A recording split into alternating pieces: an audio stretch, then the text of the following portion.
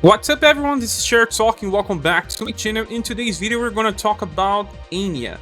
Well, I was after this character because she's pretty unique. She adds 1 BP on the start of battle to the whole party, including herself, and then she gives 1 BP and a buff to all status by 15% on the start of each round. So this is actually pretty interesting because it can make some old farmers stronger and even fix some cycles of old styles and styles for the future. Hence why I needed to go as far as a pity to get the character. So now I want to showcase how she actually works. So our first example will be the newest Claudia, what I must protect from the current banner. She has an attack called Skyfall. It's a triple S attack with 90 AP cost and hits 4 column. It's extremely powerful if the enemies are aligned in a column, but she misses 1 BP in order to use this twice in a row. So Anya will buff her deck so it will do more damage and allow her to use it twice, and she can solo some stages. Well, I'll be using a weak stage here, stage number 6 from the Princess White Rose event, but I can at least show how it works. So, these enemies are not even weak to Pierce, but it was the only stage I found that had enemies in a column and only 2 waves. So we're doing 96,000 damage with a untraded skill. Imagine if the enemies were weak. So Claudia is now capable of using the skill 2 times for very big damage and fast farming. Well, another good example is to bring her together with Madeline Tucanchis or even her Platinum style, because you're going to use Luna Fulgor, a 6 BP skill that hits twice with S power, but she misses 2 BP in order to use it 3 times in a row.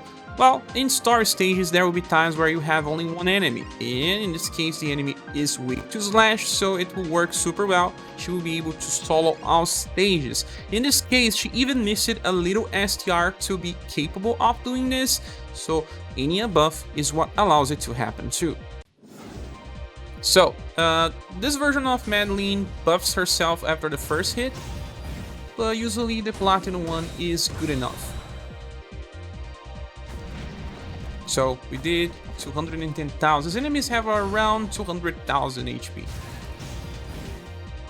But here, well, you cannot do this without 2 characters level. So, what Anya is doing is helping the character be capable of soloing, although it's not exactly solo since she's here as well, but she's not attacking. She's just here to give help passively. Okay, we are back to the Princess White Rose event, and I want to showcase another character that benefits from Anya. So it's the first Leon inheriting the full power shot attack, because this is super costly. So if he wants to use this, it has to be on turn 3. And even with that, you have to use someone else to kill the enemy. So what I'm doing here is to bring another character to kill the first wave. That will be Robin Gal, and she's going to kill the first wave, and then Liam will be able to use his attack. It's better to use it on the first style because he will even chase, so the damage here will be super massive. Well, Joe's not even strong here. I just needed someone that could kill the first wave with just 1 attack, and we're even getting a little of an overkill here. So, Liam does not need to attack, but he will. Let's see how much damage he does with this attack, anti-material shot, and compared to the other attack. So, 112 in a combo, right? It should be much less than that. So, now it's time for Liam to use his attack, full power shot. And look, let's look on how much more damage he did. Well, we still have to do a little extra because this stage is not weak to Liam, but you can see how this is good. Well, there is another very popular character that Anya makes it even better, and that one is Arthur. He has a very powerful skill number 3 called Infinite Trajectory, and he will chase with his AoE blunt attack, missile support, and he has 18 BP by wave number 3. Now he has 20, and he will be able to use a fast attack on turn 1, and then on turn 3. Then, well, Anya can clear some stages and she will be enough to just kill the second wave. In this case, we are on stage 611. Well, my Anya skill number 3 is not even maxed. I'm still training her, but it will be enough to kill the enemies. Well, first is all about Arthur. He deals more than enough. His enemies have around 90,000 or 85,000. Now Anya needs to kill the enemies. She is doing enough. although it's pretty close to not being enough yet because I am still training her skill. She will probably reach 100,000 with skill number 3 when maxed.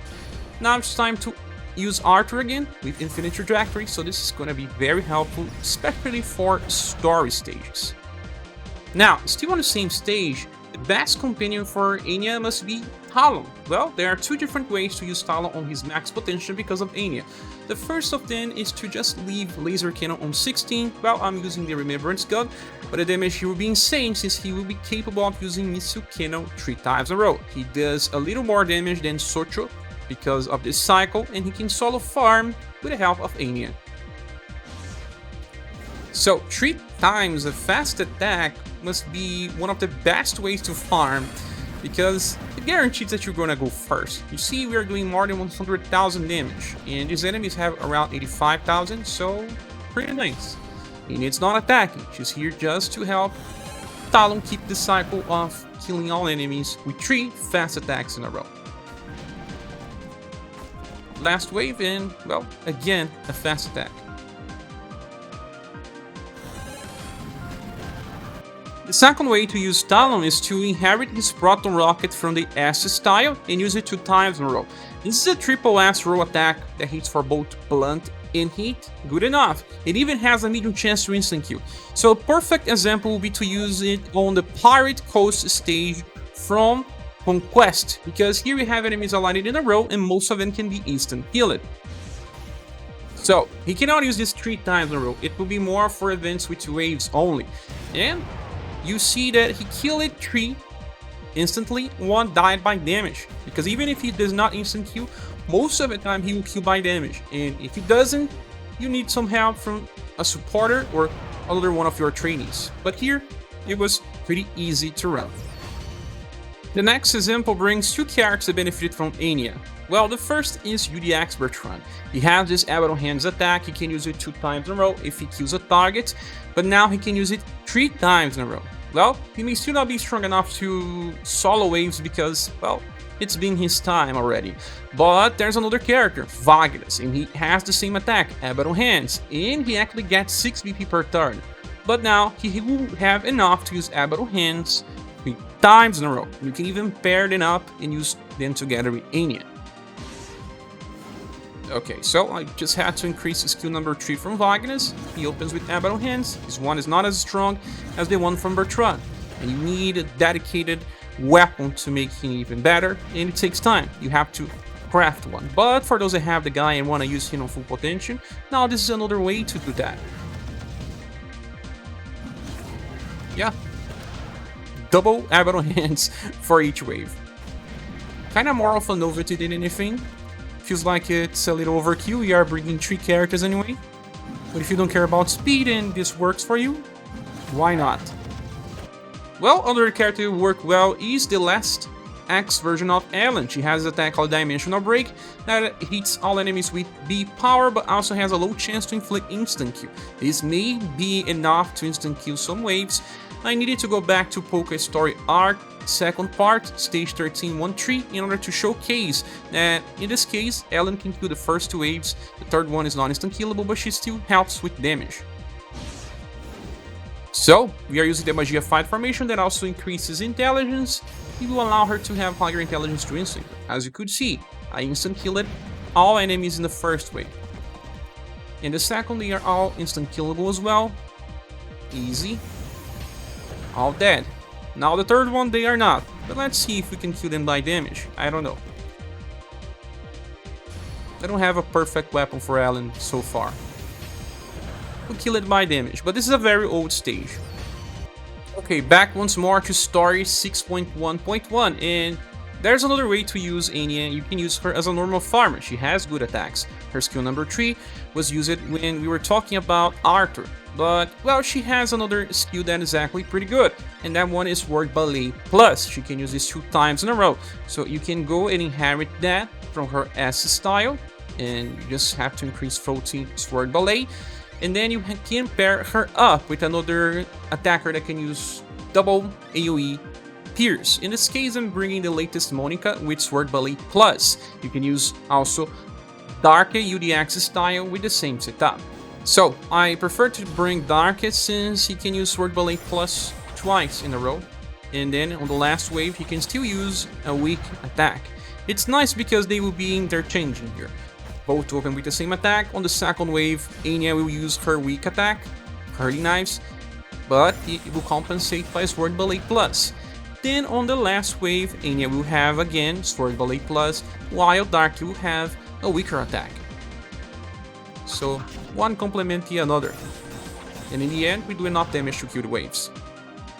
Well, in the last one, I want to showcase Christmas Final Empress with Inheritance of Quadruple Moon Strike. This is a very powerful attack. It's equal to 4s damage. She hits 4 times and then recovers 4 BP if she hits all 4 times. And then the character itself already recovers 2 BP by attacking. So Anya will allow her to use Quadruple Moon Strike 3 times in a row. This may be enough to kill some enemies. We got pretty close to that, but my Final Empress is not fully maxed, as you can see, her STR being 194, and I still don't have the Greatsword Remembrance weapon. So when I get that, she will do even more damage, but let's see how she performs. Yeah, okay, this attack here is pretty slow. It's just about showcasing what can be done than being really practical. These enemies here have around 200,000. We did around 190. Yeah, pretty close, so someone needed to finish. But like I said, in the future with the Remembrance Greatsword, it will be more than enough.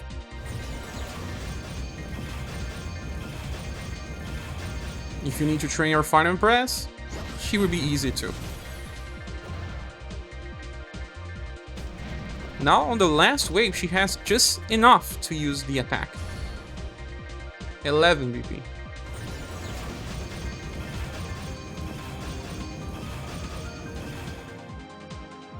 And someone else just needed to do a little more damage there. Well, now that we're talking about many different strategies, I want to talk about other characters as well. Well, if you have Masked Arpina, she can use Cross Break 3 times in a row. This version of her, the Global Axe, cannot because Falling Petals will get in the way.